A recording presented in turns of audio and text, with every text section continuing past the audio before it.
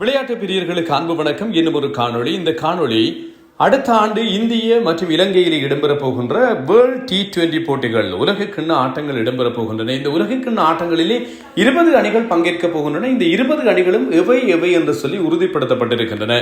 நேற்று ஐக்கிய அரபு அமீரகம் இறுதி அணியாக நேற்றைய நாளிலே போட்டிகளுக்கு தகுதி ஈட்டியிருக்கிறது என்பதும் சுட்டி காட்டக்கூடிய ஒரு விஷயம். அதனுடைய பட்டியலை தான் உங்களுக்கு இந்த காணொலியிலே தரப்போகிறேன். அணிகளை பொறுத்தவரையில் இந்திய மற்றும் இலங்கை அணிகள் நேரடியாக தகுதி பெற்றிருக்கின்றன. போட்டியை நடத்துகின்ற நாடுகள் என்கின்ற அடிப்படையில் ஆப்கானிஸ்தான், ஆஸ்திரேலியா, பங்களாதேஷ், இங்கிலாந்து, தென்னாப்பிரிக்கா, அமெரிக்கா, மேற்கிந்திய தீவுகள், Ireland, New Zealand, Pakistan, Canada, Italy, Netherlands, Namibia, Zimbabwe, நேபாளம், ஓமான், ஐக்கிய அரபு அமீரகம் ஆகிய அணிகள் அடுத்த ஆண்டு இந்திய மற்றும் இலங்கையில் இடம்பெறப் போகின்ற 2020 உலக கிண்ண போட்டிகளுக்காக தகுதி பெற்றிருக்கின்றன. போட்டியை நடத்துகின்ற நாடு என்கின்ற அடிப்படையில் இந்தியாவும் இலங்கையும் நேரடியான தகுதியை பெற்றிருக்கின்றன. அதைவிடவும் கடந்த ஆண்டு சூப்பர் 8க்கு தேர்வு செய்யப்பட்ட அணிகள், கடந்த 2020 உலக கிண்ண போட்டிகளின் போது சூப்பர் 8க்கு தெரிவு செய்யப்பட்ட அணிகளுக்கும் நேரடியான வாய்ப்புகள் கிடைத்திருக்கிறது. மீதமான அணிகள் ரேங்கிங் அடிப்படையில் தேர்வு செய்யப்பட்டிருக்கின்ற போது ஒவ்வொரு வலையத்தில் இருந்தும் போட்டிகளுக்காக அணிகள் தேர்வு செய்யப்பட்டிருக்கின்றன என்பதும் இங்கே சுட்டிச் சொல்லக்கூடிய ஒரு விஷயமாக இருக்கிறது.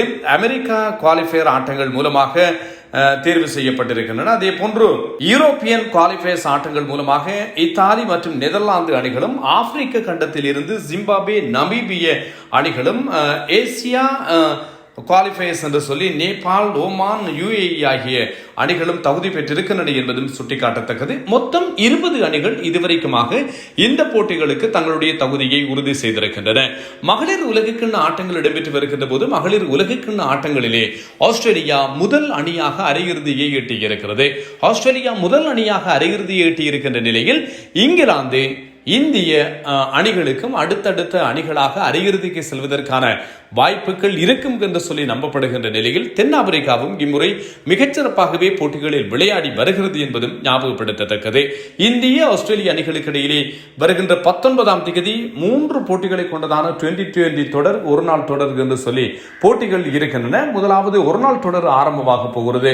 விராட் கோலி மற்றும் ரோஹித் சர்மா ஆகியோர் போட்டிகளுக்கு திரும்பி இருக்கிறார்கள். ஷேன் வாட்சன் சொல்லி இருக்கிறார், ஒரு ஃபார்மட்டில் மட்டும் விளையாடுவது என்பது இவர்களுக்கு சிரமமான காரியமாக இருக்கும் என்று சொல்லி வாட்சன் ஒரு கருத்தை முன்வைத்திருக்கிறார். இந்திய ஆஸ்திரேலிய அணிகளுக்கு இடையிலான போட்டிகளை பொறுத்தவரையில் ஒரு பலம் பொருந்திய விறுவிறுப்பான போட்டிகளாகத்தான் இந்த ஆட்டங்கள் இருக்கும். அந்த அணியினுடைய தலைவராக செயற்பட போகின்ற மிச்சல் மார்ஷ் சொல்லி இருக்கிறார், நாங்கள் 3-0 என்று சொல்லி தொடரை வெல்லுவோம். ஒரு நாள் தொடர் மட்டுமல்ல, 2020 தொடரிலும் நாங்கள் 3-0 என்று சொல்லி இந்தியாவை வெல்லுவோம் என்று சொல்லி அவர் சொல்லி இருக்கிறார். மிச்சல் மார்ஷ் என்பதும் கவனிக்கத்தக்கது. ஆஸ்திரேலிய வீரர்கள் வாய்ச்சொல்லில் வீரர்கள் என்பது உங்களுக்கு தெரியும். இந்த மாதிரியான மென்டல் கேமை அதிகமாக பிரயோகப்படுத்துபவர்கள் என்பதும் குறிப்பிடத்தக்கது. இப்படியான நிலையிலே தான் இந்த விஷயம் வெளியாகி இருக்கிறது என்பதும் ஞாபகப்படுத்தத்தக்கதாக இருக்கிறது. கிரிக்கெட்டிலே ஒரு புதிய ஆட்டம் கொண்டு வரப்போகிறது.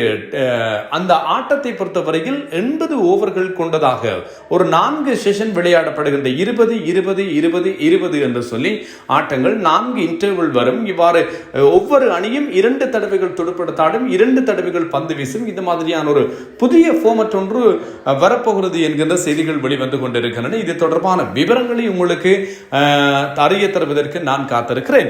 இதே போன்று பாகிஸ்தான் அணியினுடைய புதிய தலைவராக சதாப் கானை நியமிப்பதற்கான வாய்ப்புகள் இருப்பதாக செய்திகள் குறிப்பிடுகின்றன.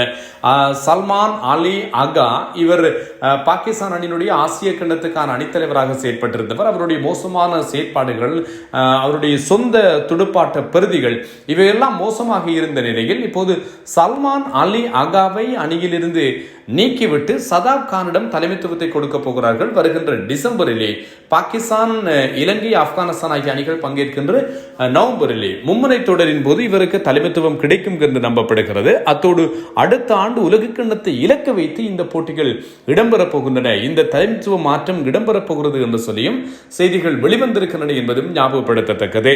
தென்னாப்பிரிக்கா மற்றும் பாகிஸ்தான் அணிகளுக்கு இடையிலான போட்டிகளின் போது, டெஸ்ட் போட்டிகளின் போது வேர்ல்ட் டெஸ்ட் சாம்பியன்ஷிப் மகுடத்தை தனதாக்கி இருக்கின்ற தென்னாப்பிரிக்காவை பாகிஸ்தான் தோற்கடித்திருக்கிறது.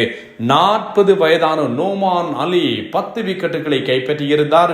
அதே போன்று தமிழகத்தை சேர்ந்திருந்த இந்தியாவில் இந்திய வம்சாவளியான செனூரன் முத்துசாமி இந்த போட்டியிலே 11 விக்கெட்டுகளை கைப்பற்றி இருந்தார் என்பதும் கவனிக்கத்தக்கது. எது எவ்வாறாயினும் அந்த போட்டியிலே பாகிஸ்தான் மிகச்சிறப்பான ஒரு வெற்றியை பெற்றிருந்தவை ஞாபகப்படுத்தத்தக்கது. இது போன்ற விவரங்களை காணொளி வழியாக உங்களுக்கு கொண்டு வந்து சேர்ப்பதற்கு நான் காத்திருக்கிறேன். இன்னும் ஒரு காணொளியில் சந்திப்போம். அன்பு வணக்கங்களோடு விடைபெறுகின்றேன்.